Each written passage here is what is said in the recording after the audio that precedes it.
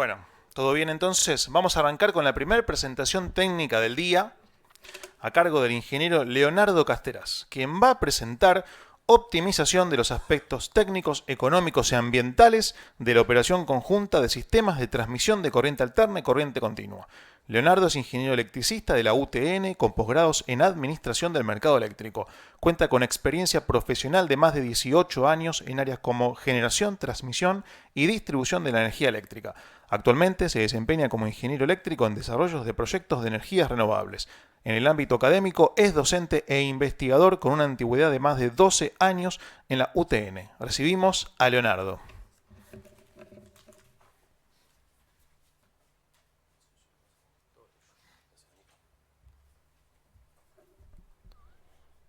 Buenos días, ahí se me escucha. Bien, comenzamos. Qué responsabilidad empezar el día exponiendo, así que por lo menos ya me lo saco encima como el primero que va a rendir el examen, ¿no? Ok, hoy vamos a continuar mencionando particularidades interesantes de la transmisión corriente continua, un tema que venimos estudiando ya hace muchos años en la facultad y que pese a que parece que vamos repitiendo los temas, siempre agregamos alguna novedad o algún estudio nuevo, entonces se vuelve como un poco más interesante esta variante. Bien, tenemos una presentación de 25 minutos, así que hay temas. En todos estos años hemos trabajado en un montón de aspectos de este tipo de tecnología, entonces hay un montón de cuestiones que son introductorias a la presentación o al tema. Luego vamos a hablar un poquito del sistema de interconexión y después comentar aspectos técnicos, económicos y operativos de este tipo de tecnología. La motivación del trabajo surge de esta particularidad que tenemos, que ahora lo vamos a ver un poquito más en detalle, donde en el marco del sistema argentino de interconexión estamos con largas distancias y sistemas que están llegando a su límite de transporte. Entonces, dado esto y los grandes volúmenes de potencia exportables por distintas áreas, la transmisión de corriente continua se vuelve una motivación interesante de estudio. No tenemos mucha experiencia en el país en este tipo de tecnologías, digo, instalada. Solo la conversora de Garaví, que básicamente es una back-to-back de adaptadora de frecuencias para interconectarnos con otro país de distinta frecuencia. Pero países vecinos como Brasil tiene hace más de 40 años sistema de transmisión en continua, entonces eso hace a que nos dé una experiencia regional interesante en cuanto a esta tecnología. Bueno, como principal tecnología de transmisión de potencia de los sistemas eléctricos está la corriente alterna. Lo que viene a dar la corriente continua es una solución a problemas de complejización de redes y sobre todo en la parte operativa. Todos sabemos que todo comenzó con corriente continua, después la alterna a partir de su estrella, que es la máquina, el transformador, comenzó a expandirse y luego con la complejidad de las redes, la corriente continua viene como a subsanar o a acompañar en algunos puntos, en algunos aspectos. Lo que hicimos en este trabajo particular, en esta presentación, que es la que dimos en el ERIAC pasado, es analizar algunos beneficios adicionales. En otros trabajos hemos verificado técnica y operativamente que la corriente continua en algunos vínculos o vinculando algunas regiones, mejor dicho, es muy óptima, ¿sí? Lo que quisimos hacer es sacarle un poquito más el jugo a esto y ver qué otros aspectos o beneficios tiene este tipo de tecnología en nuestro sistema. Entonces hemos hecho estudios tanto técnicos como operativos, o sea, para confirmar instalaciones y ver la factibilidad de la interconexión, y también estuvimos analizando y haciendo algunos estudios operativos. También los económicos son importantes, no solo para el costeo de las instalaciones, sino para valorización de pérdidas, por ejemplo, o ahorros que puede dar estas interconexiones. Y también agregamos un aspecto ambiental que nos pareció interesante mostrar, dado un estudio que hemos hecho de optimización de generación, ver cuántas toneladas de CO2 equivalentes ahorrábamos de emitir a la atmósfera. Entonces, repasando un poquito el SADI, que la mayoría de acá lo conocen, ahí está el comparativo ese en superficie con Europa, hay distintos, este es uno, pero es más que nada para mostrar que en esos 3.300 kilómetros más o menos de extensión que tenemos de forma vertical, el sistema de interconexión es bastante complejo comparado con otros países que son de menor dimensión. Entonces, no solo en la construcción de la expansión de redes eléctricas, sino en la operación de los sistemas, dado que la generación suele estar alejada de la demanda. Y hablando de eso, el récord de demanda en ese momento era 29.100, hoy es 29.653, que se dio el 1 de febrero de este año, con la característica de que el pico, dado el conocido efecto aire acondicionado, hace que se haya desplazado en los últimos 5 o 6 años de un pico nocturno a un pico diurno, ¿sí? Alrededor de las 3 de la tarde se está dando en los últimos años el récord de demanda.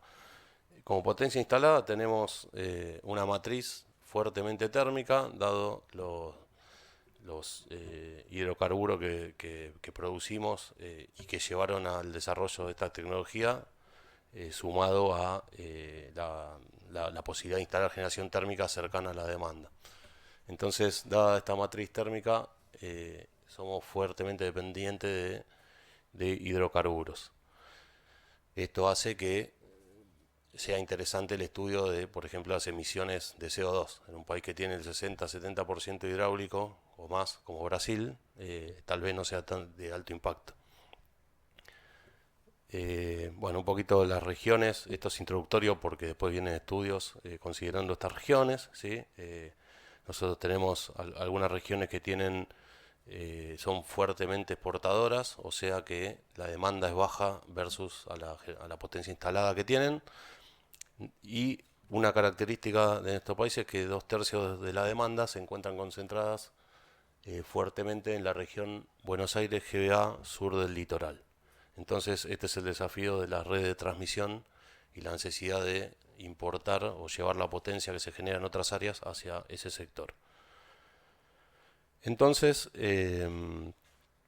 lo que motiva al estudio o al análisis y hace óptimo el desarrollo de esta tecnología es la saturación que existe hoy en día en los corredores de 500, donde tenemos obras de expansión pospuestas hace muchos años y estamos siempre buscando soluciones que puedan como atajar algunas saturaciones, como, no sé, instalar capacitores serie, hacer nuevos esquemas de DAG como para explotar al máximo las instalaciones, pero dado que las obras de expansión vienen postergándose, también es interesante poner esta especie de vínculo en corriente continua que vendría a ser como una autopista entre una región fuertemente exportadora y otra fuertemente importadora como Buenos Aires, y lograr así, a través de la construcción de un solo corredor, una exportación de gran potencia. Bien, las regiones eléctricas están vinculadas entre sí en general en 500, no así en 132, y los esquemas de DAG responden, que tenemos en el país, de desconexión automática de generación, a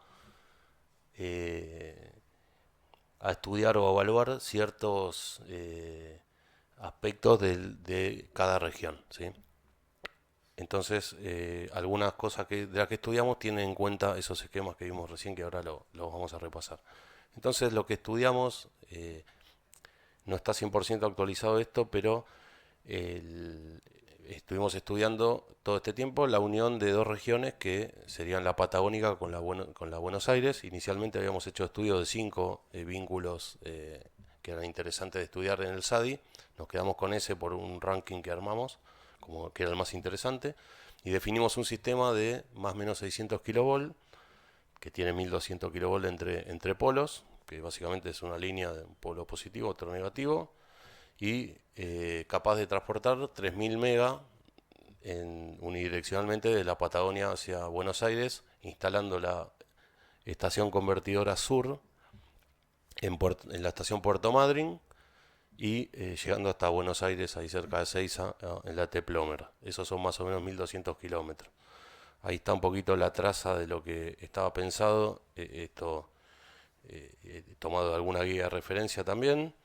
Y lo interesante de esto era que estamos vinculando justamente un área de no solo de exportación actual, sino de futura. Hay muchos proyectos en esa zona, sobre todo eólicos. Algunas ventajas de la continua versus la alterna es sobre todo el menor costo. Hay un gráfico que acá no está incluido, en otras presentaciones sí, donde se evalúa el costo de la potencia y la distancia. Cuanto uno más separa las conversoras, o sea, cuanto mayor distancia hay entre una conversora y la otra, más económicamente viable se vuelve el proyecto. Una distancia típica son más o menos 800 kilómetros. A partir de 800, 900 kilómetros ya se vuelve atractivo desarrollar un vínculo en corriente continua. Eso solo por distancia, ¿no? Hay que tener en cuenta también potencia, tensión y otras cuestiones menores. Después tiene un control exacto del flujo de potencia, que eso es interesante y lo menciono, hago hincapié porque se tiene en cuenta este criterio operativo en algunos estudios que hicimos.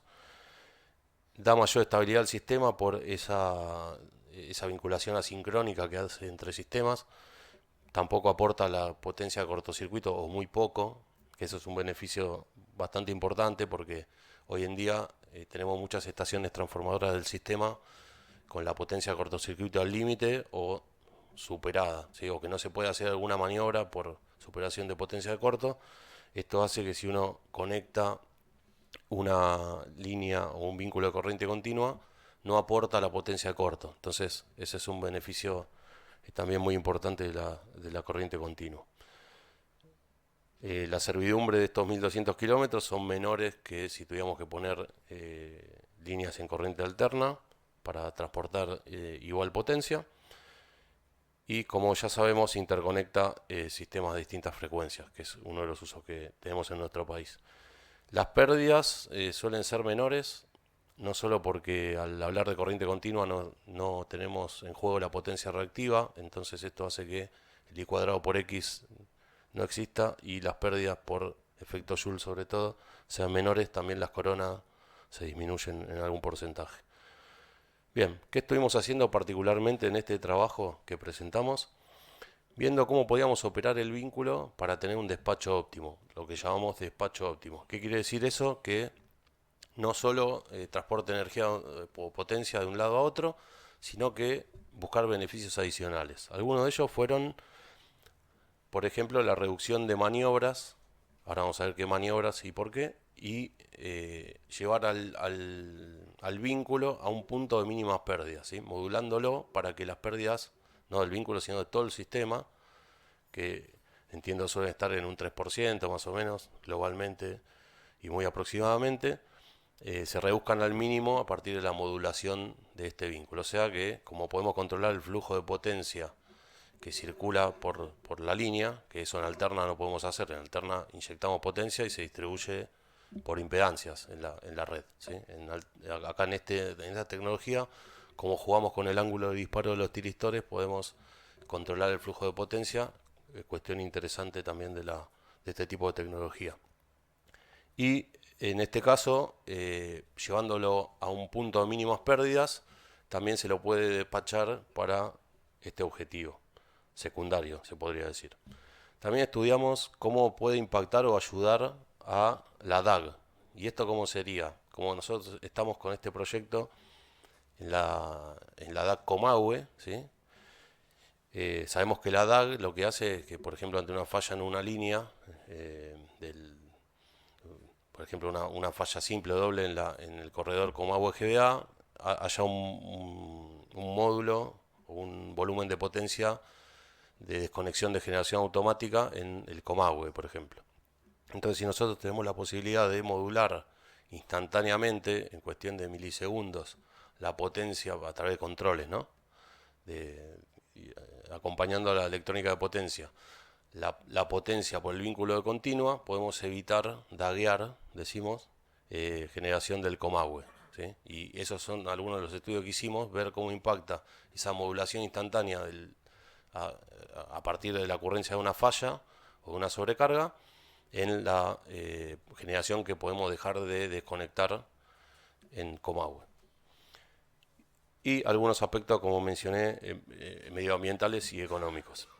Entonces, lo que estuvimos haciendo es analizar, por ejemplo, este es el estudio de las pérdidas, cómo van bajando las pérdidas a medida que despachamos el vínculo. Y lo que dijimos, bueno, seguramente sea el de mínimas pérdidas esté cerca del nominal, ¿sí? Esto es potencia por polo. Acá se ve 1600 en el eje, serían dos polos de 1500 para llegar a los 3000 que dijimos de nominal. Y estuvimos viendo que si despachamos, perdón, estas son las pérdidas, por acá era, 1500 es hasta acá. Y lo que vimos es que por polo, si despachamos un poco menos, estos son distintos escenarios, invierno, verano, ¿sí? De años horizontes, y vimos que la potencia nominal no era el punto de mínimas pérdidas en el sistema, sino que despachando un poco menos, alrededor de 1100 en promedio, megawatt por polo, nos daba un punto de mínimas pérdidas en el sistema, en todo el SADI, ¿sí? Ahí hay unos números después.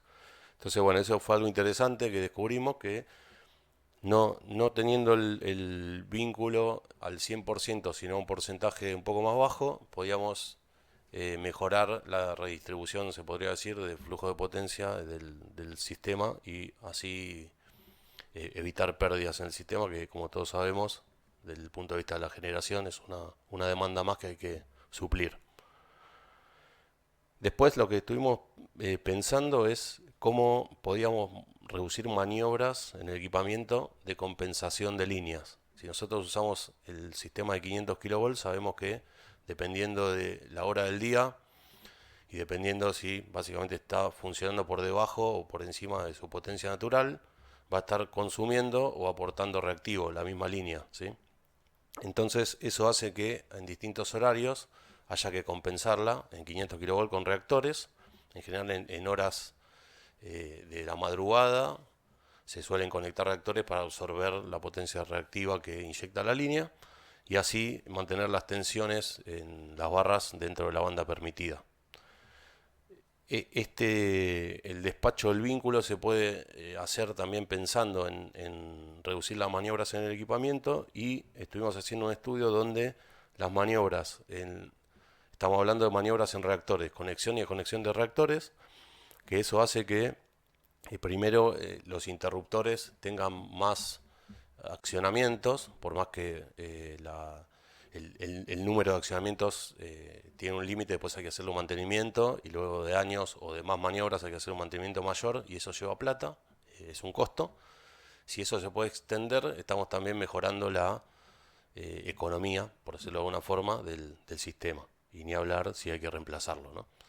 Y también la inserción y desconexión de reactores implica una corriente de inrush y algún deterioro a lo largo del tiempo del reactor, por lo que en cierta forma estaríamos extendiendo la vida útil del mismo. Entonces hicimos un estudio donde con distintos despachos del vínculo vimos que las maniobras se podrían reducir. Bueno, esta es una tabla de las maniobras que se hacen por año en el corredor. Estos son los reactores de cada estación y estas son las maniobras que en general, si el año tiene 365 días, algunas se duplican, se ven valores como duplicados porque es la conexión y la desconexión, y eso se puede reducir a la tabla que ven acá, haciendo un despacho óptimo del vínculo, ¿sí? Esto es para tratar de no compensar las líneas y así extender la vida útil de los interruptores y de los reactores. Bien, y después otro análisis interesante es el complemento de la DAG, que básicamente estuvimos haciendo algunos estudios o algunas simulaciones de fallas donde buscábamos esto que les mencioné antes, ¿no? De ver cómo con algún control adecuado se puede hacer reaccionar al vínculo metiéndolo dentro de un esquema DAG para que acompañe a la desconexión de generación o evitar alguna falla. Armamos una especie de lógica, de diagrama de flujo de cuándo actuaba y cuándo no, y así evaluamos esos escenarios que estuvimos viendo. Acá hay un ejemplo, por ejemplo, en perdón, vuelvo acá. Ahí. Por ejemplo, en la falla, una falla en esta línea, ¿sí? De Chocón, bueno, Cerrito de la Costa Puelches, haciendo una falla en esta línea, hace que sin vínculo HVDC o sin este estudio se dague esto por que totaliza unos 690 megas, ¿sí? Y nosotros lo que descubrimos es que si podemos hacer reaccionar al vínculo y despachar de repente una potencia de 800 megas, en total es esto, la DAG solo desconectaría o debería desconectar para acompañar esa variación una sola máquina en planicie banderita, por lo tanto la eficiencia comparando con el total de desconexión que dijimos antes sería casi de un 70%. O sea, se estaría conectando menos generación en el Comahue por esa absorción de potencia instantánea del vínculo de continuo. Todo esto para estabilizar la frecuencia, ¿no? Me está traicionando la animación. No se ve la tabla, ¿no? Bueno, me pasa de un... Bueno, ahí hay una tabla, imagínensela. Son imaginativos, así que... Ahí está, wow. ¿Viste? Vieron que se lo podían imaginar, yo les dije. Ahí se ve distintas fallas que estuvimos probando. Vimos esta recién, que era el 70%, pero en distintos escenarios y con distintas fallas simples en los corredores. Vemos cuál era el corredor que sufría una sobrecarga, sin el vínculo, qué potencia estaba configurada en la DAG para desconectar de generación. Recordemos que siempre que conectamos generación de un lado hay que conectar demanda en el otro para equilibrar la frecuencia, o sea que en el fondo estamos evitando desconectar demanda, ¿no? Con esto. Y con el vínculo estamos reduciendo las potencias y en varios escenarios, en varias fallas, no se agrega nada, ¿sí? Solo con la modulación del vínculo la efectividad es del 100%. Bien, entonces después lo que hicimos fue ver qué generación nos podíamos ahorrar, acá haciendo foco en las pérdidas que vimos antes y utilizando el concepto de el Margot, que es el software que se utiliza para realizar los cálculos económicos. Los ahorros que conseguíamos eran en función de las mínimas pérdidas y separándolo en 5 meses de verano y 7 de invierno el año, una generación optimizable que llegaba a estos valores, ¿sí? Que no parecen muy significativos, pero son ahorros que se dan en el sistema, sobre todo de generación, cuando estamos hablando de despacho económico, las últimas máquinas despachadas serían las más caras y más contaminantes, por decirlo de alguna forma, ¿no? Entonces, haciendo una contabilidad, tomando un precio monómico aproximado de $70 por megawatt hora, tenemos un ahorro que se ve acá, que anualmente puede llegar a 175 millones de dólares. Es un cálculo aproximado, obviamente, pero por lo menos que queríamos valorizar de alguna forma este beneficio que obtenemos de operar el vínculo en mínimas pérdidas. ¿Qué otra cosa? Evaluando las emisiones de CO2, vemos que esta equivalencia la tomamos de un paper. En el informe anual de CAMESA aparece un valor de kilogramos de CO2 equivalentes con respecto a la energía generada. Hay que tener en cuenta el mix térmico, ¿no?, de la matriz de cada uno, pero básicamente, según los escenarios que vimos, el CO2 equivalente ahorrado de emitir al ambiente por tipo de combustible lleva a un total de más o menos 1.100 toneladas, perdón, 1.100.000 toneladas anuales equivalentes. Como conclusiones, ya para terminar, me quedan 40 segundos, encontramos que el valor de mínimas pérdidas fluctúa entre 1.000 y 1.200 megawatts por polo. Esto sería estar trabajando por debajo de la potencia nominal del vínculo, pero logrando digamos, subproductos o sub beneficios bastante interesantes, como vimos. Esta operación también, evaluando la operación en distintos puntos, hace que se puedan reducir la maniobra del sistema en un 31%, al 31%, y cómo puede complementar a la DAG de forma efectiva para disminuir a partir de fallas o sobrecargas el volumen de máquinas dagueables, ¿sí? Bien, y por último, esto que vimos recién, de el ahorro en toneladas, hay un equivalente en consumo eléctrico y de combustible respecto a las emisiones de CO2. Esto es interesante por toda la movida que hay y en el que estamos todos comprometidos con la transición energética. Bueno, eso fue todo. Me pasé 22 segundos. Gracias.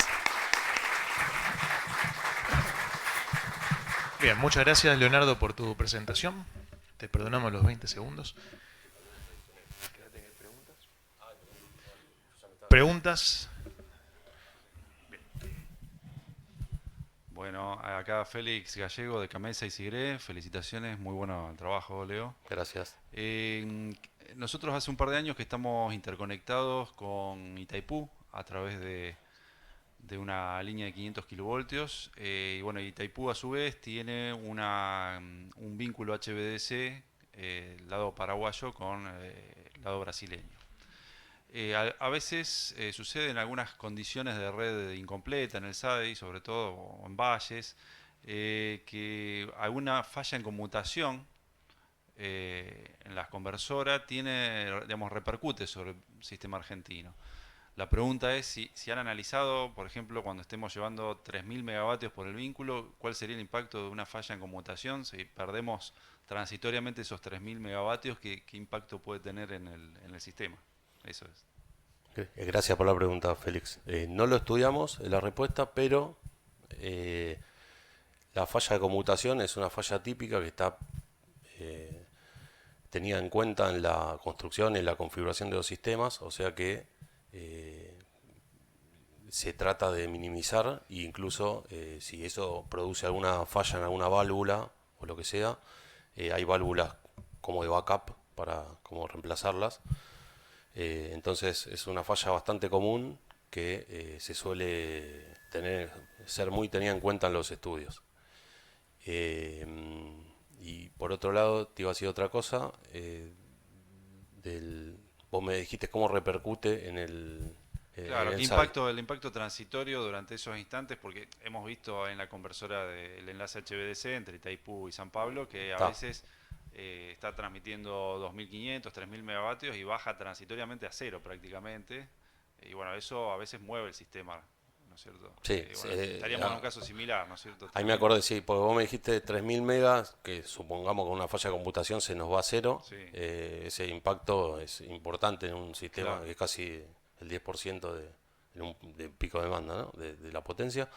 Ten en cuenta que este sistema es modular y al tener dos polos con retorno por tierra, que es lo que estudiamos nosotros, la pérdida por falla de computación de uno de los polos hace que se reduzca a la mitad y no pierde la totalidad del vínculo. Y eso también está estudiado para que sea de conexión inmediata, y eso también es uno de los beneficios, que vos en corriente alterna perdés una línea y perdés la totalidad de la potencia. En este caso puede ser una falla de conmutación, una falla en una línea o X causa que te saca uno de los dos polos, podés seguir transmitiendo la mitad. Entonces el impacto no es tan fuerte en el sistema. Y nosotros tenemos falla tornádica en alguna zona ahí del sur de Buenos Aires. Hay una estrategia de separar los polos más de 5 kilómetros, que es lo que se suele utilizar para evitar la falla tornádica. Entonces irían los dos polos juntos mientras no se tenga esa zona climática, y en esos casos la estrategia es tratar de evitarla de esa forma, en la traza. Bien, muchas gracias. No, no. Hola, Leonardo, Roberto Molina de ¿Qué tal? Camesa. Bueno, primero la falla de conmutación creo que sería en la conversora, no en el polo, pero bueno, eso es otro tema. La conversora. Sí, ahí te sacaría todo, se iría a cero instantáneamente. ¿No? La pregunta que te quiero hacer es las comparaciones económicas incluso que hiciste. Entiendo que en todos los casos compararon contra dos líneas de 500 kilovoltios de alterna, la transmisión de continua, Sí, y reemplazando generación térmica en el norte o centro de Argentina con respecto a generación eólica en la Patagonia. exacto. Eso te da esos números, no solo la continua. No, no, no, Porque, exacto, exacto. Sí, sí. porque si no se puede llegar a una conclusión equivocada. Sí, con respecto a lo primero, sí, la falla de conmutación es en la conversora, no en la línea, pero las conversoras tienen, vos tenés, por eso, como tenés un polo positivo y uno negativo, si tenés una falla en la conversora por conmutación, te saca ese bloque solo, no los dos. Entonces puedes ir transmitiendo la mitad de la potencia a través del retorno por tierra temporal. Y respecto a lo otro, sí, es como vos decís, es teniendo en cuenta escenarios extremos, beneficioso para los números, pero bueno, sería un escenario probable, entonces que es lo que evaluamos, ¿no? La reducción de generación térmica, solo térmica, versus el agregado de energía solo renovable. Sí. Está bueno el comentario porque no es un mix lo que evaluamos. Gracias. Sí, Jorge Nisoboy de Transener, seguiré. Primero una pregunta y después un comentario. Sí. La pregunta es, ¿la comparación fue contra dos líneas de alterna o contra tres? Porque si hablábamos de 3000 mega para la línea de continua, en alterna una línea de 500 tiene una potencia natural, una cross rope de 1100 megavatios. Sí, sería contra 3. Por ahí la comparación debería ser contra 3. Y eso es importante porque imagínense la provincia de Buenos Aires donde van a tener que pasar las líneas de alterna si no se hace la de continua. No va a ser fácil hacerlas y vamos a estar llenos de líneas. Con lo cual el tema de la continua debería ser tomado en serio. Vamos, Jorge. Entonces uno se pregunta, ¿y por qué no se hace? Bueno, en el año 2008 hicimos acá un seminario de HVDC, de SIGRE, aprovechando que el coordinador de un grupo de trabajo internacional de SIGRE, yo Feliz Nolasco, gracias, nos ofreció la posibilidad de hacerlo, y entonces se reunió el grupo para avanzar en sus estudios y aprovechamos la venida de ellos para hacer un seminario con presencia de ellos, de fabricantes, de gente, por ejemplo, de Chile, de Brasil, que nos contaron sus proyectos. Yo creía que llegábamos tarde en el año 2008, porque ya se lanzaba la tercera línea de Yacyretá y perdimos una oportunidad excelente de tener mayor capacidad de transporte desde el NEA hacia el área de GBA. En realidad veo que no era tan tarde, porque también tenemos Patagonia y no hemos avanzado nada desde entonces. O sea, fíjense que estoy hablando de 16 años. Entonces, ¿por qué no se hace esto? Bueno, justo en ese seminario hubo una presentación de gente de Chile que estaban estudiando el proyecto de Aysén, justamente 3000 megavatios, muy similar, mil y pico de kilómetros. Este caso, prácticamente el que estudiaron ustedes, que no se pudo hacer por razones de impacto ambiental. Pero hubo una transparencia muy clara de la presentación de Chile que decía, este proceso de hacer una línea continua nos lleva 8 años más o menos, si mal no recuerdo, donde había una parte importante, como 3 años, que el gobierno tenía que propiciar la regulación para que se pudiera hacer un proyecto de continua. Y después todos los estudios para especificar qué es lo que había que hacer y qué era lo conveniente hacer y cómo comprarlo, llevaba 5 años. Bueno, eso en Argentina no existe. Existen decisiones de minutos y para ayer. Bueno, señores, lo podemos hacer, pero eso está mal. O sea que esta es una advertencia importante. También de ese seminario, ese Technical Brochure,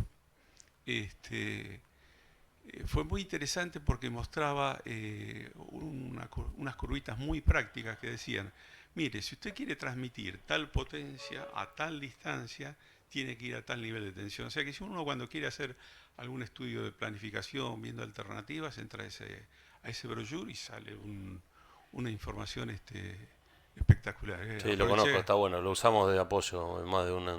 Aproveché para pasar el aviso. No, buenísimo. Y una novedad que no dijimos, pues este trabajo está, o sea, tiene un año ya, que estamos estudiando ahora, es a sugerencia de la gente de Camesa que nos dio alguna idea y nos planteó alguna otra opción de relocalizar la conversora sur a Choel en vez de Puerto Madryn. Cortaría la distancia, pero estamos ahí en un nodo más céntrico, por decirlo de alguna forma, donde convergen la línea del Comahue y todo eso. Entonces, bueno, ahora estamos haciendo estudios similares para comparar el beneficio de una y de la otra. De paso el chivo yo también de lo que estamos haciendo. Sí, ya lo sé. Lo sé por experiencia propia. Bien, bueno, agradecemos a Leonardo por su presentación. Muchas gracias, Leo. Gracias.